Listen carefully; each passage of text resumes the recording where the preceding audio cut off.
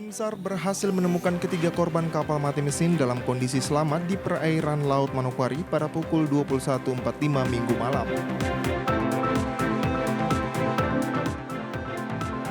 Sebanyak 102 unit kendaraan roda 4 milik pemerintah Provinsi Papua Barat dilelang.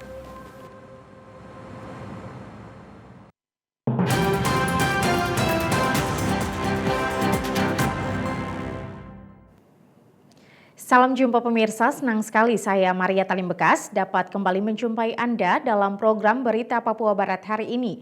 Sejumlah informasi di Papua Barat akan kami hadirkan untuk Anda. Inilah berita selengkapnya.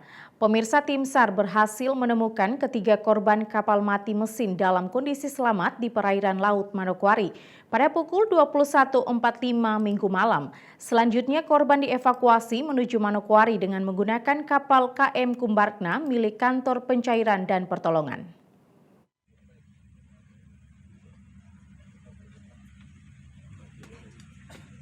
Longboat Lamena Jaya yang sempat dilaporkan mati mesin Minggu 27 Maret 2022 sore kemarin berhasil ditemukan dalam kondisi aman dan selamat oleh tim SAR Manokwari sekitar pukul 21.45 Minggu malam. Kepala Kantor Pencarian dan Pertolongan Manokwari Monce Bruri mengatakan, dari data di lapangan setelah komunikasi dengan Kapten Lamena Jaya, ternyata kapal ini asalnya dari Biak dan akan berlayar menuju Sorong. Namun dalam perjalanan, kapal mengalami masalah pada mesin, sehingga terpaksa harus menyisir melalui pesisir pantai Manokwari untuk meminta bantuan. Merespon laporan tersebut, tim SAR langsung menuju lokasi dan berhasil mengevakuasi korban ke Manokwari malam tadi dan tiba di dermaga Cokran sekitar pukul 1.49 dini hari. Dengan ditemukan korban dan berhasil dievakuasi, maka operasi SAR hari ini dinyatakan selesai. Update perkembangan operasi SAR, kecelakaan kapal yang mengalami mati mesin di perairan Manokwari. Nomor dengan nama Lampung Lamena Jaya yang berisi 3 penumpang yang mengalami mati mesin di perairan Manokwari berhasil ditemukan dalam kondisi selamat oleh tim SAR pada pukul 1.45. Selanjutnya dievakuasi menuju ke Manokwari. Pada pukul 01.49 tiga orang korban berhasil dievakuasi ke Manokwari dan saat ini sudah tiba di Manokwari dengan menggunakan kain SAR Kumbarkna 244 dari Basarnas Manokwari. Demikian update perkembangan operasi SAR kecelakaan kapal yang mengalami mati mesin di perairan Manokwari. SAR menyatakan selesai. Mantan Kepala Basarnas Timika ini berharap jika ada informasi yang membutuhkan bantuan Basarnas terkait kecelakaan pelayaran maupun membahayakan jiwa manusia di area Manokwari dan sekitarnya, dapat menghubungi emergency call 115 dan telepon ke nomor 0986 2210 150. Tim Liputan TVRI Papua Barat melaporkan. Pemirsa, sebanyak 120 unit kendaraan roda 4 milik pemerintah Provinsi Papua Barat dilelang. Dan untuk proses lelangnya dilakukan secara online dan terbuka untuk umum. Akhir bulan Maret, pemerintah Provinsi Papua Barat telah melaksanakan lelang kendaraan dinas roda 4 sebanyak 102 unit. Proses pelelangan dilakukan oleh Badan Pengelola Keuangan dan Aset Daerah Provinsi Papua Barat bekerja sama dengan Kantor Pelayanan Kekayaan Negara dan Lelang Sorong atau KPK NL Sorong. Yakob Jitmau, Kepala Bidang Aset saat diwawancarai mengatakan, pada tanggal 28 Maret 2022 merupakan hari pertama dilaksanakan proses lelang kendaraan. Tahap pertama sebanyak 52 unit dan tahap kedua 50 unit. Semua kendaraan sudah memenuhi dokumen penilaian sehingga dilelang untuk proses lelangnya secara online, jadi terbuka untuk umum. Untuk tahap pertama sebanyak 52 unit mobil, total nilai kendaraan diperkirakan 12 miliar, dengan nilai kewajaran diperkirakan 3 miliar lebih. Apabila semuanya terjual, anggarannya akan langsung disetor ke kas daerah. Dari tahapan proses lelang ini, semua tahapan yang kita sudah lalui adalah dari proses penilaian sampai hari ini lelang pertama. Jumlah kendaraan yang kita rekomendasikan untuk siap masuk di lelang itu kita bagi dua. Tahap pertama 52 unit dan tahap kedua 50 unit. itu yang kemarin sudah keluar itu, dari semua ada 102. Dari 102 ini 52 unit ini sudah layak, sudah memenuhi dokumen penilaian, dan hari ini adalah hari untuk dari tim ke KPKNL Sorong yang lakukan lelang. Ya.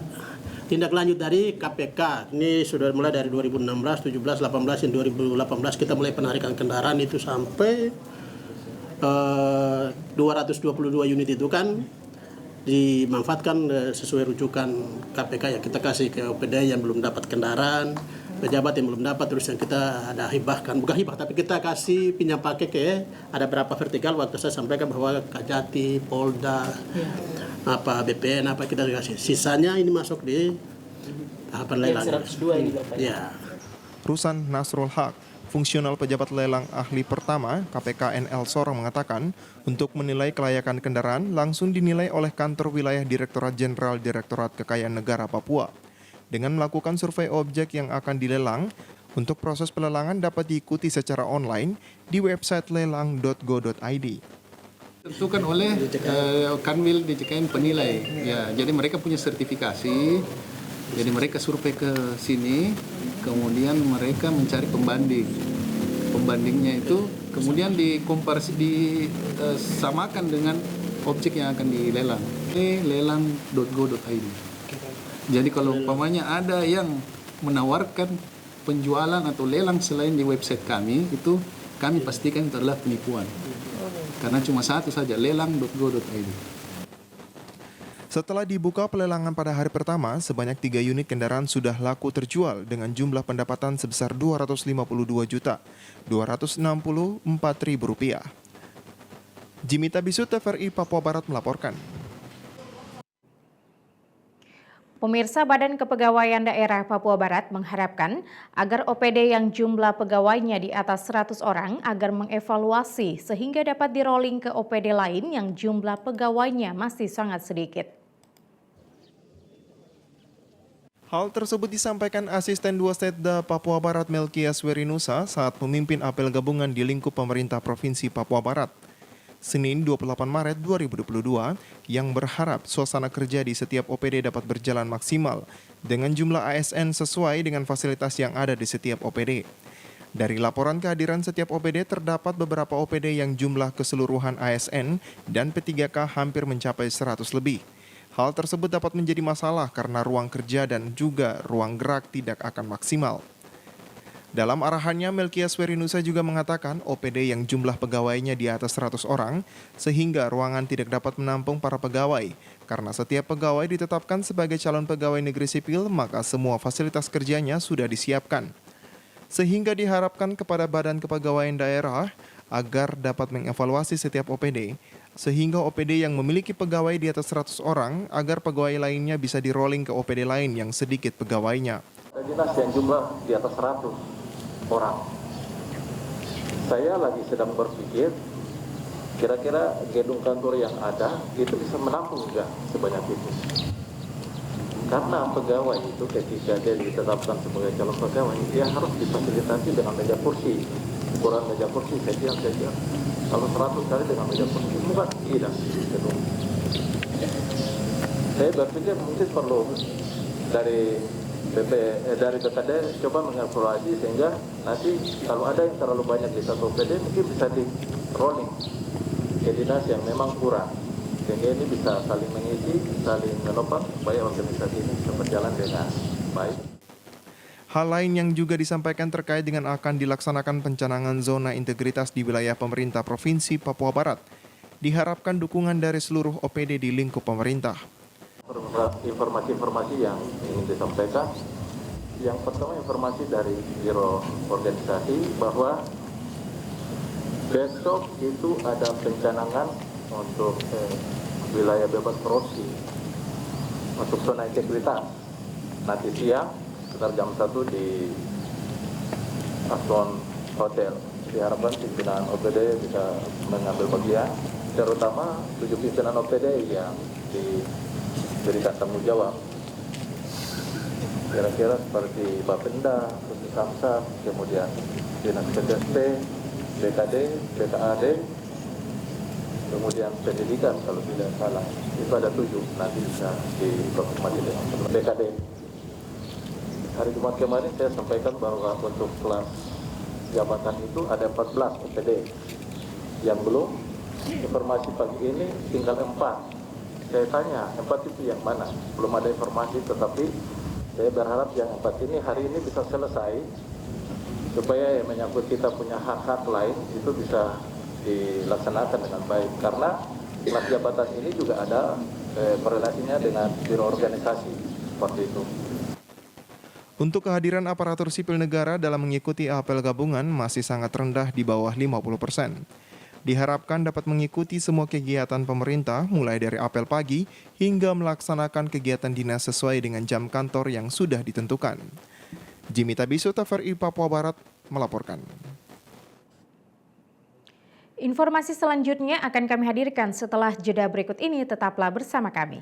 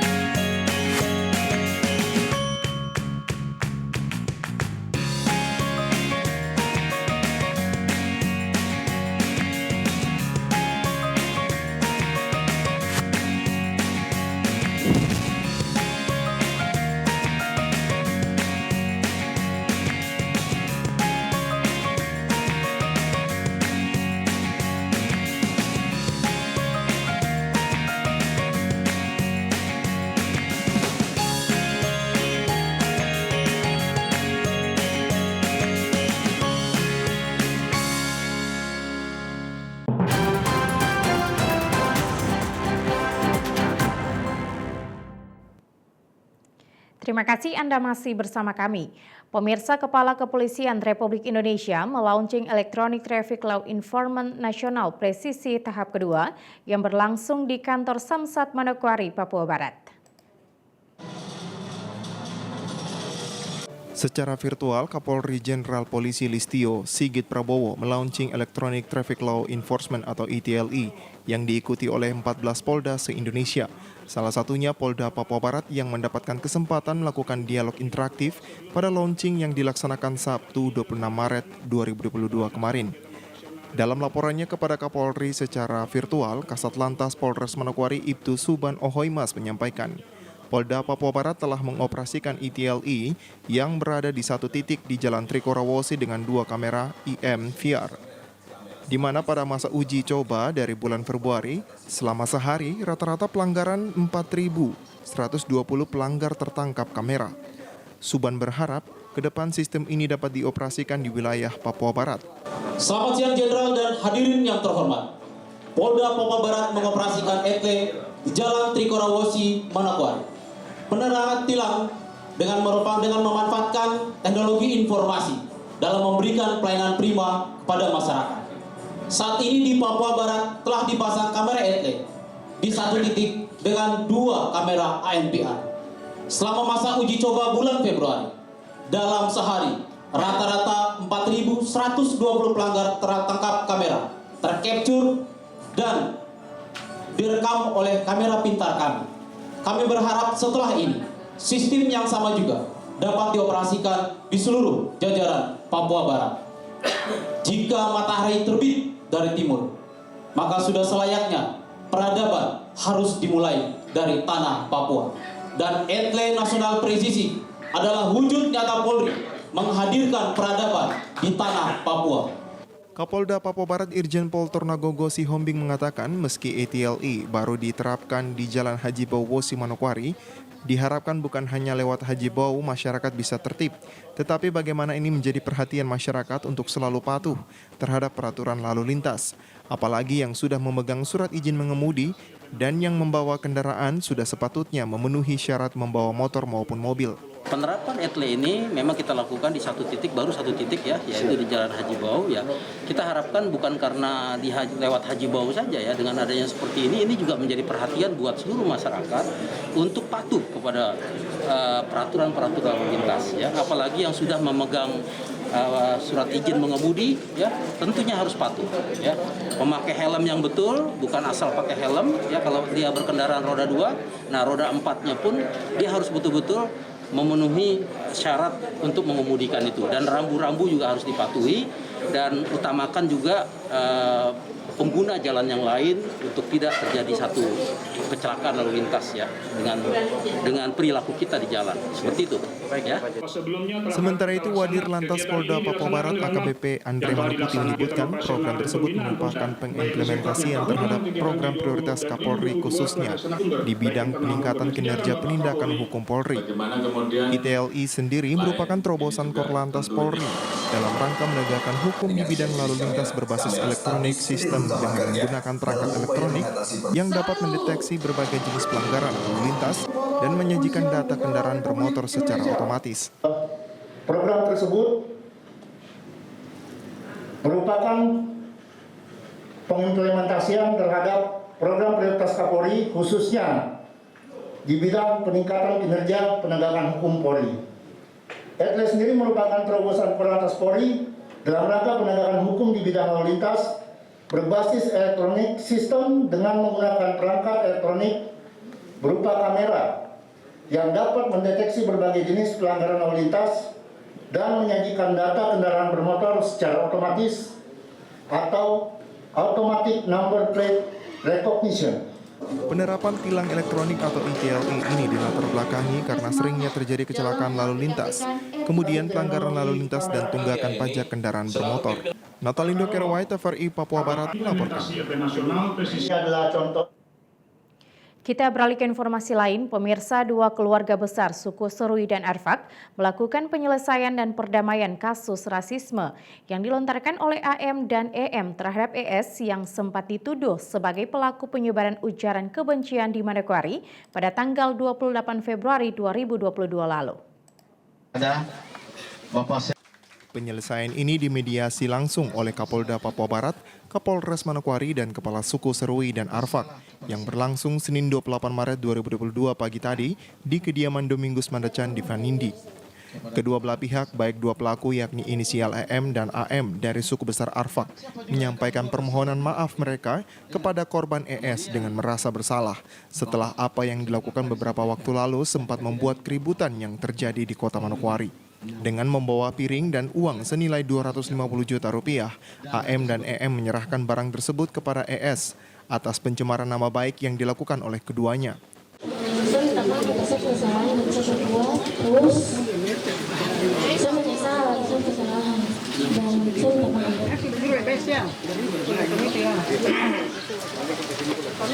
Tapi apa yang sudah saya perbuat, saya minta maaf. Semoga ini juga jadi pelajaran untuk saya. Itu saja. Sementara itu, Kapolres Manokwari AKBP Parasian Herman Gultom mengapresiasi penyelesaian dan perdamaian kasus rasisme antara kedua suku besar di Papua Barat ini. Dengan pertemuan ini, kata Kapolres, sudah didapatkan hasil kedua pihak yang sudah saling meminta maaf. Maka, ini merupakan suatu hal yang positif, sehingga secara adat masalah ini dianggap sudah selesai. Ini adalah penyelesaian dan perdamaian adat atas dugaan ujaran kebencian atau ujaran rasis yang beberapa waktu lalu sempat membuat Manokwari saling bereaksi antara dua belah pihak, yaitu pihak yang dilaporkan dan yang itu. Kemudian hari ini sudah didapatkan, tadi sama-sama kita ketahui sudah didapatkan hasil ataupun di mana para pihak, dalam hal ini pihak daripada yang dilaporkan awal yaitu saudara Eci, kemudian dan pihak yang melaporkan awal yaitu AM dan EM yang tadi sudah saling meminta maaf, kemudian saling mengampuni, dan ini satu hal yang positif ketika kedua belah pihak sudah saling mengampuni secara adat keseluruhannya, keluarga besar juga sudah menerima, maka perkara ini secara adat dianggap sudah selesai. Selanjutnya, kedua keluarga besar Arfak dan Sruwi melakukan pertemuan kembali di Polres Manokwari untuk dapat menyelesaikan kasus ujaran kebencian secara hukum. Natalindo Kerewai, TVRI Papua Barat melaporkan. Pemirsa, pengukuhan Ikatan Masyarakat Sunda, Jawa, dan Madura Kabupaten Manokwari periode 2021-2026 dinilai Bupati Hermus Indo sebagai sebuah penghormatan pada peradaban. Sabtu 26 Maret 2022, Ikatan Keluarga Sunda, Jawa, Madura IKASWARA Kabupaten Manokwari periode 2021-2026 resmi dilantik oleh Wakil Bupati Edi Budoyo selaku pembina organisasi IKASWARA. Pengukuhan ditandai dengan pembacaan naskah pengukuhan, penandatanganan berita acara, serta penyerahan bendera Pataka.